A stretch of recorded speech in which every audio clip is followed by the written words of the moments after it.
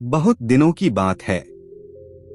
उज्जैन नगरी में राजा भोज नाम का एक राजा राज करता था। वह बड़ा दानी और धर्मात्मा था। न्याय ऐसा करता कि दूध और पानी अलग अलग हो जाए। उसके राज में शेर और बकरी एक घाट पानी पीते थे। प्रजा सब तरह से सुखी थी। नगरी के पास ही एक खेत था जिसमें एक आदमी ने तरह तरह की बेलें और साग भाजियां लगा रखी थीं। एक बार की बात है कि खेत में बड़ी अच्छी फसल हुई। खूब तरकारियां उतरी, लेकिन खेत के बीचों बीच थोड़ी सी जमीन खाली रह गई। बीज उस पर डाले थे पर जमे नहीं। उस पर डाल सो खेत वाले ने क्या किया कि वहां खेत की रखवाली के लिए एक मचान बना लिया। पर उस पर वह जैसे ही चढ़ा कि लगा चिल्लाने, कोई है। राजा भोज को पकड़ लाओ और सजा दो। होते होते यह बात राजा के कानों में पहुंची। राजा ने कहा, मुझे उस खेत पर ले चलो। मैं सारी बातें अपनी आंखों से देखना और कानों से सुनना चाहता हूँ। लोग राजा को ले गए। खेत पर पहुँचने ही देखते क्या है कि वह आदमी मचान पर खड़ा है और कह रहा है, राजा भोज को फौरन पकड़ लाओ और मेरा राज उससे ले लो। जाओ, जल्दी जाओ। यह सुनकर राजा को बड़ा डर लगा। वह चुपचाप महल में लौटा आया। फिक्र के मारे उसे रात भर नींद नहीं आई। ज्यों-त्यों रात बिताई। सवेरा होते ही उसने अपने राज्य के ज्योतिषियों और पंडितों को इकट्ठा किया। उन्होंने हिसाब लगाकर बताया कि उस मचान के नीचे धन छिपा है। राजा ने उसी समय आय दी कि उस जगह को खुदवाया जाए। खोदते खोदते जब काफी मिट्टी निकल गई तो अचानक लोगों ने देखा कि नीचे एक सिंहासन है। उनके अचरज का ठिकाना न रहा। राजा को खबर मिली तो उसने उसे बाहर निकालने को कहा, लेकिन लाखों मजदूरों के जोर लगाने पर भी वह सिंहासन टस से मसन हुआ। तब एक पंडित ने बताया कि यह सिंहासन देवताओं का बनाया हुआ है। अपनी जगह से तब तक नहीं हटेगा जब तक कि इसको कोई बलि न दी जाए। राजा ने ऐसा ही किया। बलि देते ही सिंहासन ऐसे ऊपर उठ आया मानो फूलों का हो। राजा बड़ा खुश हुआ। उसने कहा कि इसे साफ करो। सफाई की गई। वह सिंहासन ऐसा चमक उठा कि अपने मुंह देख लो। उसमें भांति भांति के रत्न जड़े थे, जिनकी चमक से आंखें चौधियाती थीं। सिंहासन के चारों ओर 8-8 पुतलियां बनी थीं। उनके हाथ में कमल का एक एक फूल था। कहीं कहीं सिंहासन का रंग बिगड़ गया था, कहीं कहीं से रत्न निकल गए थे। राजा ने हुक्म दिया कि खजाने से रुपया लेकर उसे ठीक करा। ठीक होने में 5 महीने लगे। अब सिंहासन ऐसा हो गया था कि जो भी देखता देखता ही रह जाता। पुतलियां ऐसी लगती मानो अभी बोल उठेंगी। राजा ने पंडितों को बुलाया और कहा, तुम लोग कोई अच्छा मुहूर्त निकालो। उसी दिन मैं इस सिंहासन पर बैठूंगा। एक दिन तय किया गया। दूर दूर तक लोगों को निमंत्रण भेजे गए। तरह तरह के बाजे बजने लगे। महलों में खुशियां मनाई जाने लगी। सब लोगों के सामने राजा सिंहासन के पास जाकर खड़े हो गए। लेकिन जैसे ही उन्होंने अपना दाहिना पैर बढ़ाकर सिंहासन पर रखना चाहा कि सबकी सब पुतलियां खिलखिलाकर हंस पड़ी। लोगों को बड़ा अचंभा हुआ कि ये बेजान पुतलियां कैसे हंस पड़ी। राजा ने डर के मारे अपना पैर खींच लिया और पुतलियों से बोला, ओ पुतलियों, सच सच बताओ कि तुम क्यों हंसी। पहली पुतली का नाम था रत्नमंजरी।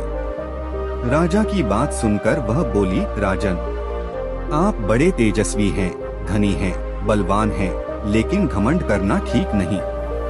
सुनो, जिस राजा का यह सिंहासन है, उसके यहाँ तुम जैसे तो हजारों नौकर चाकर थे। यह सुनकर राजा आगबबूला हो गया। बोला, मैं अभी इस सिंहासन को तोड़कर मिट्टी में मिला दूंगा। पुतली ने शांति से कहा, महाराज, जिस दिन राजा विक्रमादित्य से हम अलग हुई उसी दिन हमारे भाग्य फूट गए। हमारे लिए सिंहासन धूल में मिल गया। राजा का गुस्सा दूर हो गया। उन्होंने कहा, पुतली रानी, तुम्हारी बात मेरी समझ में नहीं आई। साफ साफ कहो, पुतली ने कहा। अच्छा सुनो, अम्बावती में एक राजा राज करता था। उसका बड़ा रौबदाब था। वह बड़ा दानी था। उसी राज्य में धर्मसेन नाम का एक और बड़ा राजा हुआ। उसकी 4 रानियां थी।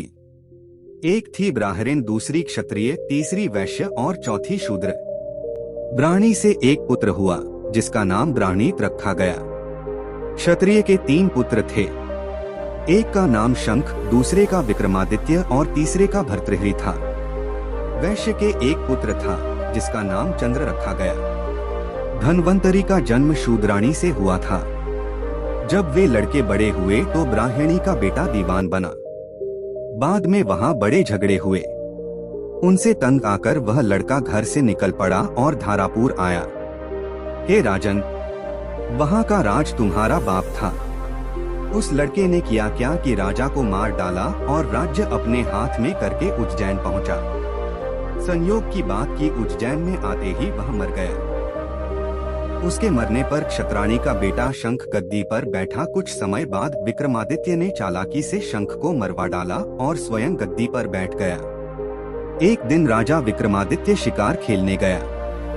बियावान जंगल, रास्ता सूझे नहीं। वह एक पेड़ चढ़ गया।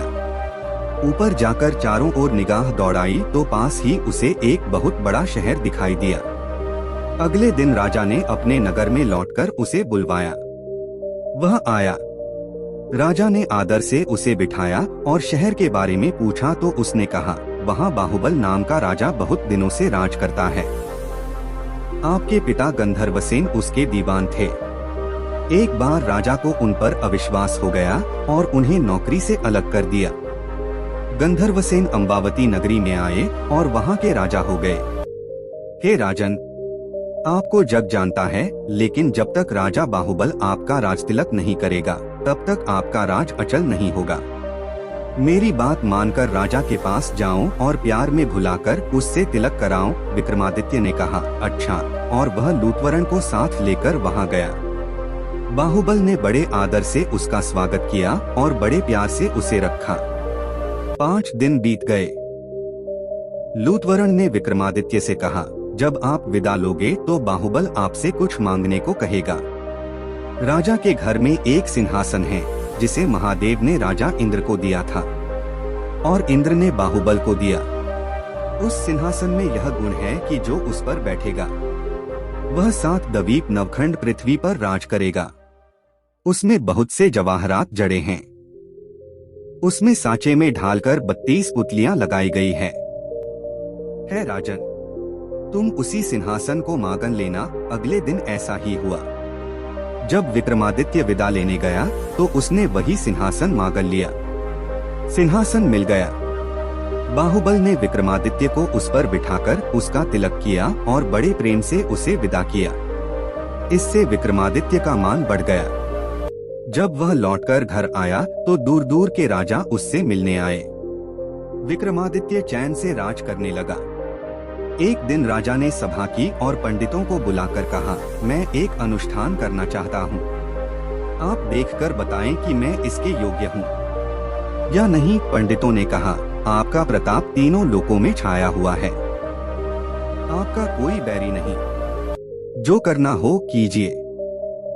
पंडितों ने यह भी बताया कि अपने कुनबे के सब लोगों को बुलाइए, 1.25 लाख कन्यादान और 1.25 लाख गायें दान कीजिए, ब्राह्मणों को धन दीजिए, जमींदारों का 1 साल का लगान माफ कर दीजिए। राजा ने यह सब किया। 1 बरस तक वह घर में बैठा पुराण सुनता रहा। उसने अपना अनुष्ठान इस ढंग से पूरा किया कि दुनिया के लोग धन्य धन्य करते रहे। इतना कहकर पुतली बोली, हे राजन, तुम ऐसे हो तो सिंहासन पर बैठो। पुतली की बात सुनकर राजा भोज ने अपने दीवान को बुलाकर कहा, आज का दिन तो गया, अब तैयारी करो, कल सिंहासन पर बैठेंगे।